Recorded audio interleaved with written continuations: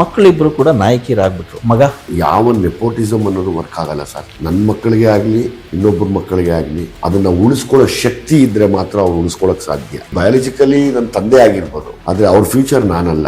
ನೀವು action hero ಆಗಿನೇ entry ಕೊಟ್ಟಂತವ್ರು. So ಇದರಿಂದ ಬದಲಾವಣೆ ಏನಾದ್ರೂ ಕಂಡುಕೊಂಡ್ರ ಸರ್? ಸರ್, ಈಗ ಪ್ರತಿಯೊಂದು ಹೋರಾಟವೂ ಆಕ್ಷನ್. ಕನ್ನಡ ಚಿತ್ರರಂಗದ ಸ್ಥಿತಿಗತಿ ಬಗ್ಗೆ ನಿಮಗೂ ಗೊತ್ತು. ಸಿನಿಮಾ ತರಬೇತಿ ಕೊಡ್ತೀವಿ ಅಂತ ಹೇಳಿ ಕೆಲವು ಅಮಾಯಕ ಮಕ್ಕಳು 30,000 ರಿಂದ 40,000 3 ತಿಂಗಳಿಗೋ 4 ತಿಂಗಳಿಗೋ ಕಿತ್ಕೊಂಡು ಈ ರೋಲ್ ಕಾಲ್ ಆಫೀಸ್ಗಳನ್ನ ಫಸ್ಟ್ ನಿಲ್ಲಿಸಿದ್ರೆ ಕೆಲವು ಸಂಸ್ಥೆಗಳು ಮಾತ್ರ ಪ್ರಾಮಾಣಿಕವಾಗಿ ಹೇಳ್ಕೊಡ್ತಾ ಇದಾವೆ. ಅದು ಪ್ರಾಮಾಣಿಕವಾಗಿದೆಯಾ ಹುಡುಕಿ. ಮಕ್ಕಳಿಬ್ರು ಕೂಡ ನಾಯಕಿಯರಾಗ್ಬಿಟ್ರು. ಮಗ ಅವನು ಈಗ ಲಾ ಮಾಡ್ತಿದ್ದಾನೆ. ನನ್ಗೆ ಆಸೆ ಇತ್ತದು ಓದ್ಲಿ ಚೆನ್ನಾಗಿ ಅಂತ.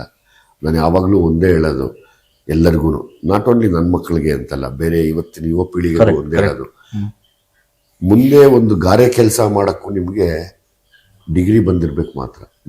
ಡಿಗ್ರಿ ಓದಿರಬೇಕು. ಅಂತ ಪರಿಸ್ಥಿತಿ ಬರ್ಬೋದು. ಫಸ್ಟ್ ಎಜುಕೇಶನ್ ಗೊತ್ತಿಲ್ಲ ಮುಂದೆ ನಮ್ಮ ದೇಶದ ಪರಿಸ್ಥಿತಿ ಏನಾಗುತ್ತೆ ಅನ್ನೋ ಅಲ್ವಾ. ಒಂದು ನಾನು ಗಾರೆ ಕೆಲಸ ಮಾಡ್ತೀನಿ, ಒಂದು ಕೂಲಿ ಕೆಲಸ ಮಾಡ್ತೀನಿ ಅಂದ್ರೆ ನಿಮಗೆ ಡಿಗ್ರಿ ಮಾಡಿದ್ರೆ ಮಾತ್ರ ಅದ್ರ ವ್ಯಾಲ್ಯೂ ಗೊತ್ತಾಗತ್ತೆ. ಇಲ್ಲ ಅಂದ್ರೆ ಗೊತ್ತಾಗಲ್ಲ. ಡಿಗ್ರಿ ಅನ್ನೋದು ಬೇಸಿಕ್ ನಮ್ಗೆ ಇವತ್ತು. ಮುಂದಕ್ಕೆ ಓದೋದಿದೆಯಲ್ಲ, ಮಾಸ್ಟರ್ ಡಿಗ್ರಿ ಆಗಲಿ ಇನ್ನೊಂದಷ್ಟು ವಿಷಯಗಳನ್ನ ಓದೋದು, ಅದು ನಿಜವಾದ ಸೆನ್ಸ್ ಮನುಷ್ಯನಿಗೆ ಬದುಕೋದಿಕ್ಕೆ. ಸೊ ಅದ್ರ ಮೇಲೆ ಹೆಚ್ಚಿಗೆ ಗಮನ ಕೊಡ್ಲಿ ಅಂತ ಬಿಟ್ಟಿದ್ದೀನಿ. ನೋಡೋಣ ಮುಂದೆ ಒಂದು ದಿವಸ ಬಂದ್ರೆ ಖಂಡಿತವಾಗ್ಲೂ ಅವನ್ನ ಕೂಡ ಈ ಡೆಡಿಕೇಟ್ ಮಾಡಿದ್ರೆ. ಸರ್, ಇಲ್ಲಿ ಯಾವ ನೆಪೋಟಿಸಮ್ ಅನ್ನೋದು ವರ್ಕ್ ಆಗಲ್ಲ ಸರ್. ಕರೆಕ್ಟ್. ಅದೊಂದು ಸುಳ್ಳು. ನನ್ನ ಮಕ್ಕಳಿಗೆ ಆಗಲಿ ಇನ್ನೊಬ್ಬರ ಮಕ್ಕಳಿಗೆ ಆಗಲಿ ಅದನ್ನ ಉಳಿಸ್ಕೊಳ್ಳೋ ಶಕ್ತಿ ಇದ್ರೆ ಮಾತ್ರ ಅವ್ರು ಉಳಿಸ್ಕೊಳ್ಳೋಕೆ ಸಾಧ್ಯ. ಇಲ್ಲಾಂದ್ರೆ ನಮ್ಗಳಿಂದ 1-2 ಸಿನಿಮಾ ಮಾಡಕ್ ಸಾಧ್ಯ. ಕರೆಕ್ಟ್. ಇಷ್ಟೇ. ಹೌದು, ಇನ್ನ ಪುಷ್ ಮಾಡ್ಬೋದು ಅಪ್ಪ ಅಷ್ಟೇ. ಆಸ್ ಎ ಫಾದರ್ ಆಗಿ ನಿಮಗೇನು ಮಗ ಹೀರೋ ಆಗ್ಬೇಕು ಅನ್ನೋದು ಇದೆಯೇ ಸರ್? ನಾನು ಒಂದೇ ಯಾವಾಗಲೂ ನಂಬೋದು, ನಾಳೆ ಗೊತ್ತಿಲ್ಲ. ಗೊತ್ತಾಯ್ತು. ಹಂಗಾಗಿ ನಾನು ಬಯಾಲಜಿಕಲಿ ನನ್ನ ತಂದೆ ಆಗಿರ್ಬೋದು, ಒಪ್ಕೋತೀನಿ. ಆದ್ರೆ ಅವ್ರ ಫ್ಯೂಚರ್ ನಾನಲ್ಲ. ಅವ್ರ ಫ್ಯೂಚರ್ ಅವ್ರಿಗೆ ಗೊತ್ತಿರಬೇಕು, ಅವ್ರು ಮಾಡ್ಕೋಬೇಕು ಅದನ್ನ. ನಾನು ಎಷ್ಟು ಮಾತ್ರ ಸಾಧ್ಯ ಒಬ್ಬ ತಂದೆಗೆ? ಎಲ್ಲಾ ತಂದೆಗಳಿಗೂ ಹೋಲ್ಸೋದಾದ್ರೆ ಏನು, ಪಾಪ ಕಷ್ಟಪಟ್ಟು ಓದಿಸ್ತಾರೆ.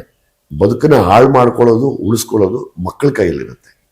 ಅದು ಸುಮಾರು ಜನಕ್ಕೆ ಅವ್ರಿಗೊಂದು 50 ವರ್ಷ ಆದ್ಮೇಲೆ ಗೊತ್ತಾಗತ್ತೆ, ಅಯ್ಯೋ ನಾನು ತಪ್ಪು ಮಾಡ್ಕೊಳ್ಬೇಕು. ಅಲ್ಲಲ್ಲ, ನಾನ್ ಕಂಡಂಗೆ ದೇವ್ರನ್ನ ನಂಬೋದೇ ಆದ್ರೆ ನಿಜವಾದ ತಾಯಿ ತಂದೆನೆ ನಿಜವಾದ ದೇವ್ರುಗಳು. ಅವ್ರ ಬಾಯಲ್ಲಿ ಎಲ್ಲ ಕೇಳಿರ್ತೀವಿ, ಅದನ್ನ ನೆಗ್ಲೆಕ್ಟ್ ಮಾಡಿರ್ತೀವಿ. ತಾಯಿ ತಂದೆನ ಕಳ್ಕೊಂಡ್ಮೇಲೆ ನಾನು ಯಾವುದೋ ದೇವ್ರ ಕೈ ಮುಗಿತಾ ಇದ್ದೀನಿ, ಯಾವುದೋ ಫೋಟೋಗೆ ಪೂಜೆ ಮಾಡ್ತಾ ಇದ್ದೀನಿ, ಎಲ್ಲೋ ಹೋಗಿ ಅರ್ಚನೆ ಮಾಡಿಸ್ತಾ ಇದ್ದೀನಿ, ಎಲ್ಲೋ ಹೋಗಿ ಹೋಮ ಯಜ್ಞ ಮಾಡಿಸ್ತಾ ಇದ್ದೀನಿ.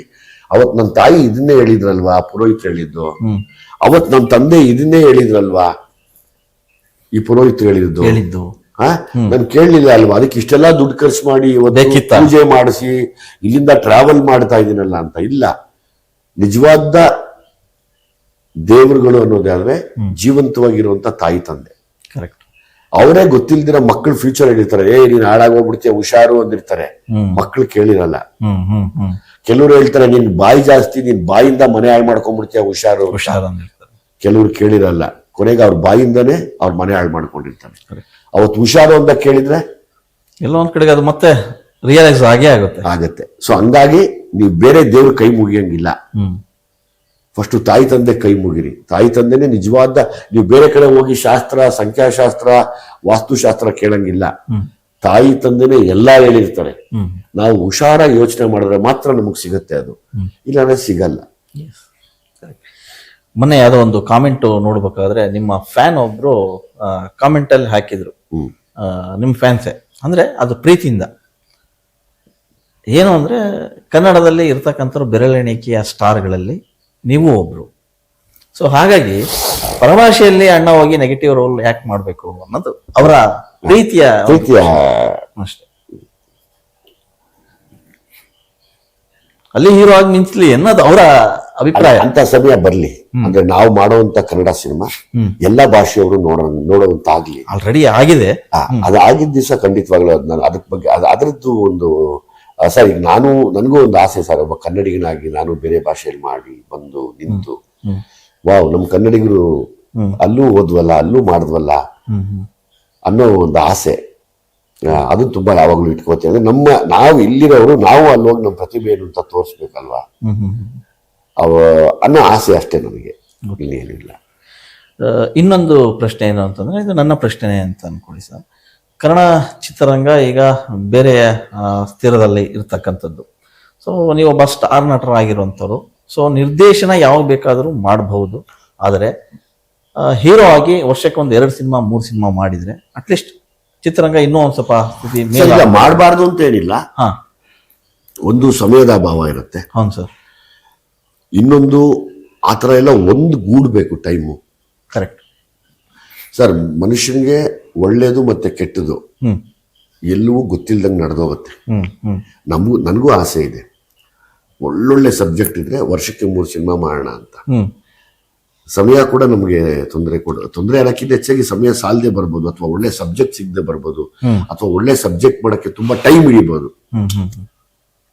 ಟೈಮ್ ಹಿಡಿಯುತ್ತೆ. ಈಗ ನಾವು ಬಂದು ಹೌದು ಕರೆಕ್ಟು ಅಂತ ಅನ್ಸ್ಕೋಬೇಕಾದ್ರೆ ಎಷ್ಟು ತಪ್ಪುಗಳು ಮಾಡ್ಬೇಕು ಹೇಳಿ, ಅದು ಸ್ಕ್ರಿಪ್ಟ್ ಅಲ್ಲಿ ನಡೀತಾ ಇರುತ್ತೆ. ನೀವು ಆಕ್ಷನ್ ಹೀರೋ ಆಗಿನೇ ಎಂಟ್ರಿ ಕೊಟ್ಟಂತವ್ರು. ಸೊ ಈ ಆಕ್ಷನ್ ಹೀರೋ ಸಿನಿಮಾಗಳು ಸಾಕಷ್ಟು ಮಾಡ್ಬಿಟ್ರಿ. ಸೊ ಇದರಿಂದ ಬದಲಾವಣೆ ಏನಾದ್ರೂ ಕಂಡುಕೊಂಡ್ರ ಸರ್ ಸಿನಿಮಾದ ಮೂಲಕ? ಅಂದ್ರೆ ಈಗ ಬರ್ತಾ ಇರ್ತಕ್ಕಂಥ ಕಥೆಗಳು, ಅವ ಆಯ್ಕೆ ವಿಚಾರಗಳು, ಆ ಪಾತ್ರಗಳನ್ನ ನೋಡಿದಾಗ ಅಲ್ಲ. ಈಗ ಪ್ರತಿಯೊಂದು ಹೋರಾಟವೂ ಆಕ್ಷನ್.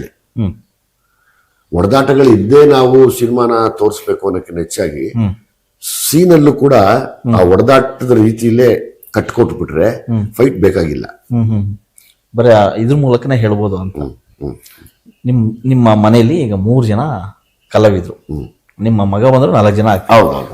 ಈ ಮನೆಯಲ್ಲಿ ಕ್ಯಾಶುಯಲ್ ಆಗಿ ಕುತ್ಕೊಂಡಾಗ ಮಾತಾಡೋದು ಸಿನಿಮಾ ವಿಚಾರ ಬಿಟ್ಟು ಬೇರೆ ವಿಚಾರಗಳು ಮಾತಾಡ್ತೀರಾ, ಅಥವಾ ಏನಾದ್ರು ಸಿನಿಮಾ ವಿಚಾರಗಳು ಮಾತಾಡ್ತಿರ್ತೀರಾ? ಇಲ್ಲ, ನಾನು ಯಾವಾಗ್ಲೂ ಒಂದೇ ಹೇಳೋದು.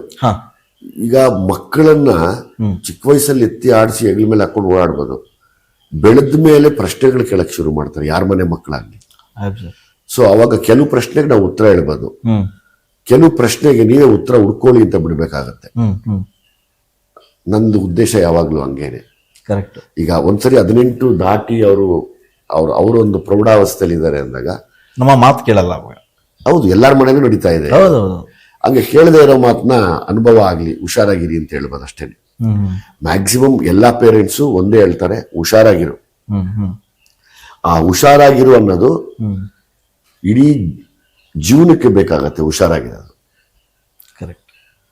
ಎಷ್ಟು ಚಿಕ್ಕ ಪದ ಆದ್ರೂ ಎಷ್ಟು ನಮ್ಗೆ ಅರ್ಥಗರ್ಭಿತವಾಗಿದೆ. ಹುಷಾರಾಗಿರಿ ಅಷ್ಟೇ ಹೇಳೋದು. ಹುಷಾರು, ಆಚೆ ಹೋಗ್ತೇ ಹುಷಾರು, ಅಲ್ಲೆಲ್ಲ ಹೋಗ್ತೇ ಹುಷಾರು. ಹುಷಾರು ಅನ್ನೋ 3 ಪದದ ಅರ್ಥ ಬಹಳ ಇದೆ. ಹುಷಾರು ಅನ್ನೋದೇನೆ ಇಡೀ ಜೀವನಕ್ಕೆ ಅರ್ಥ ಕೊಡುತ್ತೆ. ಹಂಗಾಗಿ ಎಲ್ಲ ಮಕ್ಕಳು ಹುಷಾರಾಗಿರ್ಬೇಕಷ್ಟೇ. ಸೊ ಈಗ ಲ್ಯಾಂಡ್ ಲಾರ್ಡ್ ಸಿನಿಮಾ ಜನವರಿ 23ಕ್ಕೆ ಬರ್ತಾ ಇದೆ. ಸೊ ಒಂದು ಸಿನಿಮಾ ಅಂದ ತಕ್ಷಣ ಅಲ್ಲೊಂದಿಷ್ಟು ಪರಿಣಾಮಕಾರಿ ಬದಲಾವಣೆ ಆಗದೇ ಇದ್ರು ಕೂಡ ಸಾಮಾಜಿಕವಾಗಿ ಒಂದಿಷ್ಟು ಎಫೆಕ್ಟ್ ಆಗಬೇಕು. ಲ್ಯಾಂಡ್ ಲಾರ್ಡ್ ಖಂಡಿತವಾಗಿಯೂ ಆಗುತ್ತೆ ಅಂತ ನಿಮ್ಮ ಭಾವನೆನ ಕಲ್ಪನೆ? 100% ಆಗುತ್ತೆ ಸರ್. ಯಾವ ನಿಟ್ಟಿನಲ್ಲಿ ಆಗಬಹುದಾದ್ರೆ? ಅಲ್ಲ ಸರ್, ಯಾವಾಗ್ಲೂ ಕೆಲವರು ನಾವು ಸಿನಿಮಾ ಮಾಡಿದಾಗ ಎಂಟರ್ಟೈನ್ಮೆಂಟ್ ಮಾಡ್ತೀವಿ, ಕೆಲವು ಸುಧಾರಣೆಗೋಸ್ಕರ ಮಾಡಿರ್ತೀವಿ. ಆ ವಿಷಯದಲ್ಲಿ ಒಂದಷ್ಟು ವಿಷಯ ಹೊರಗಡೆ ಬರುತ್ತೆ ಅಂತ ನಾನು ಅನ್ಕೊಂಡಿದ್ದೀನಿ. ಅಲ್ಲ, ಯಾಕಂದ್ರೆ ಅಣ್ಣವರ ಬಂಗಾರದ ಮನುಷ್ಯ ಆಗಿರ್ಬೋದು, ಅನೇಕ ಸಿನಿಮಾಗಳು ಬಂದಾಗ ಒಂದಿಷ್ಟು ಬದಲಾವಣೆ ಆಗಿದ್ದು ಉಂಟು. ಸೊ ಯಾಕೆ ಲ್ಯಾಂಡ್ ಲಾರ್ಡ್ ಆಗಬಾರ್ದು ಸಿನಿಮಾ ಆಗ್ಲಿ ಅನ್ನೋದು ನನ್ನ ಆಸೆ. ಕರೆಕ್ಟ್. ಆ ನಿಟ್ಟಿನಲ್ಲಿ ಪ್ರಯತ್ನ ಆಗಿದೆ.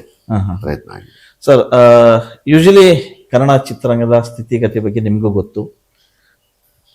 ಪ್ರತಿ ವರ್ಷ 250+ ಸಿನಿಮಾಗಳು ತೆರೆಗೆ ಬರ್ತಾ ಇದೆ. ಆದರೆ ಸಕ್ಸಸ್ ರೇಷಿಯೋ ಮಾತ್ರ ಬರೇ 2% ಆಗ್ತಾ ಇದೆ.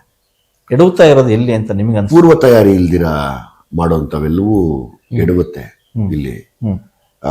ಕೆಲವ್ರಿಗೆ ನಾವು ಹೇಳಕ್ಕಾಗೋದಿಲ್ಲ. ಸುಮ್ಮನೆ ಒಂದು ಉದಾಹರಣೆ ಹೇಳ್ತೀನಿ ಕೇಳಿ.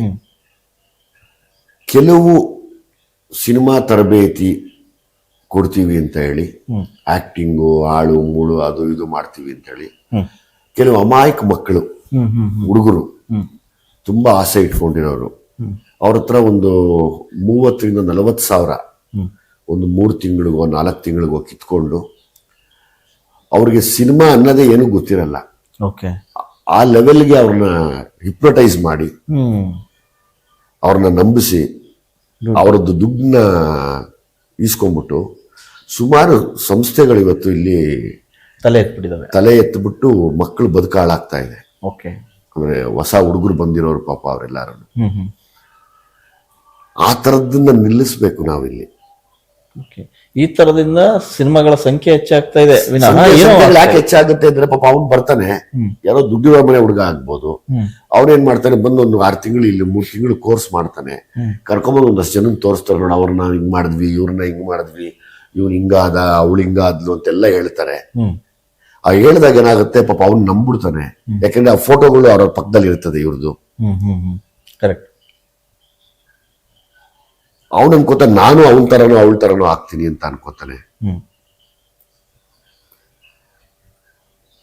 ಆ ವಿಷಯದಲ್ಲಿ ಹೋಗಿ ಒಂದು ತಂಡ ಕಟ್ತಾನೆ, ಒಂದು ಸಿನಿಮಾ ಮಾಡ್ತಾನೆ, ಫೇಲ್ಯೂರ್ ಆಗ್ತಾನೆ.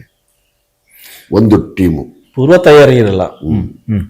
ಫಸ್ಟ್ ಆಫ್ ಆಲ್ ಈ ತರದ್ದು ಒಂದಷ್ಟು ತಲೆ ಎತ್ತಿರೋ ಈ ರೋಲ್ ಕಾಲ್ ಆಫೀಸ್ ಇದೆಯಲ್ಲ, ಈ ರೋಲ್ ಕಾಲ್ ಆಫೀಸ್ಗಳನ್ನ ಫಸ್ಟ್ ನಿಲ್ಲಿಸಿದ್ರೆ ಗೊತ್ತಾಗತ್ತೆ. ಸಿಂಪಲ್, ಯಾರೇ ನೀವು ನಟನೆ ಕಲಿಬೇಕು ಅಂದ್ರೆ ಕೆಲವು ಸಂಸ್ಥೆಗಳು ಮಾತ್ರ ಪ್ರಾಮಾಣಿಕವಾಗಿ ಹೇಳ್ಕೊಡ್ತಾ ಇದಾವೆ. ಅದು ಪ್ರಾಮಾಣಿಕವಾಗಿದೆಯಾ ಹುಡುಕಿ ಅಲ್ಲಿ ಕೆಲಸ. ಯಾಕೆಂದ್ರೆ ನೀವು ಬಂದು ಹೆಜ್ಜೆ ಇಡೋದು ನಮ್ಮ ಕನ್ನಡ ಚಿತ್ರೋದ್ಯಮದ ಉದ್ಧಾರಕ್ಕಾಗಿ. ಕರೆಕ್ಟ್. ನೀವೇ ಹಾಳಾಗೋದ್ರೆ ಮುಂದೆ ಯಾರು ಬಂದು ಕಟ್ಕೊಡ್ತೀರಾ ಅದನ್ನ? ಸುಮಾರು ಈ ತರ ರೋಲ್ ಕಾಲ್ ಮಾಡೋ ಆಫೀಸ್ಗಳು ಉಟ್ಕೊಂಡಿದ್ದಾವೆ. ಸುಮಾರು ಜನ ಯಾಮಾರ್ತಾ ಇದ್ದಾರೆ ಪಾಪ ಹುಡುಗರು. ಹೊಟ್ಟೆ ಉರಿಯತ್ತೆ ನೋಡಿದ್ರೆ ಅವರೆಲ್ಲರೂ. ಹಂಗೆ ನಿಮ್ಮ ಪೂರ್ವ ತಯಾರಿಗಳೇ ಚೆನ್ನಾಗಿಲ್ಲದೆ ಇದ್ದಾಗ ನೀವುಗಳೆಲ್ಲ ಸೇರಿ ಸಿನಿಮಾ ಮಾಡಿ ಏನೋ ಭ್ರಮೆಯಲ್ಲಿದ್ದು ಇದನ್ನ ಕಳ್ಕೊಂಡ್ಬಿಡ್ತೀರಾ. ಕನ್ನಡದ ಚಲನಚಿತ್ರೋದ್ಯಮಕ್ಕೆ ನಷ್ಟ ಅದು. ಈ ರೀತಿಯ ಪೂರ್ವ ತಯಾರಿ ಇಲ್ದಲೇ ಬರೋದು. ಯಾರಾಗ್ತಾರೆ ಎಂಎಲ್ಎ ಅಭ್ಯರ್ಥಿ 2028 ಶೀಘ್ರದಲ್ಲೇ. ಪ್ರತಿದಿನ ಒಂದೊಂದು ಕ್ಷೇತ್ರದ ಟಿಕೆಟ್ ಆಕಾಂಕ್ಷಿಗಳ ಸಂಪೂರ್ಣ ಮಾಹಿತಿ ಪೊಲಿಟಿಕಲ್ ಜರ್ನಲಿಸ್ಟ್ KM ಶಿವಕುಮಾರ್ ಅವರಿಂದ. ಕರ್ನಾಟಕದ ನಂಬರ್ 1 ಡಿಜಿಟಲ್ ಮೀಡಿಯಾ ನಿಮ್ಮ ನೆಚ್ಚಿನ ಕರ್ನಾಟಕ ಟಿವಿಯಲ್ಲಿ ಮಾತ್ರ.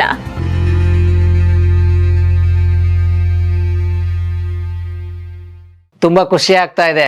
ಯಾಕೆಂದರೆ ಇವತ್ತು ಎಷ್ಟೋ ಜನ ಮಹಿಳೆಯರು ಹೇಳ್ತಾ ಇದ್ರು, ನನಗೆ PCOD ಪ್ರಾಬ್ಲಮ್ ಇತ್ತು ಸರ್, ಥೈರಾಯ್ಡ್ ಪ್ರಾಬ್ಲಮ್ ಇತ್ತು ಸರ್, ಆರಾಮಾಗಿ ನಾನು ಸಣ್ಣ ಆದೆ ಸರ್, ತುಂಬ ಥ್ಯಾಂಕ್ ಯು ಅಂತ ಎಷ್ಟೋ ಜನ ಹೇಳ್ತಾ ಇದ್ರು. ನಿಮಗೆ PCOD ಪ್ರಾಬ್ಲಮ್ ಇರಲಿ, ಥೈರಾಯ್ಡ್ ಪ್ರಾಬ್ಲಮ್ ಇರಲಿ, 100% ನೀವು ಸಣ್ಣ ಆಗಬೇಕು, ಆರೋಗ್ಯದಲ್ಲೂ ಸಮೇತ ತುಂಬ ಚೇತರಿಕೆ ಆಗಬೇಕು ಅಂದರೆ ಪ್ರತಿದಿನ ನಮ್ಮ ಜೀನಿ ಸ್ಲಿಮ್ನ ಯೂಸ್ ಮಾಡಿ. ಯಾಕೆಂದರೆ ಜೀನಿ ಸ್ಲಿಮ್ಮು ಒಂದು ಉತ್ತಮ ಆಹಾರ.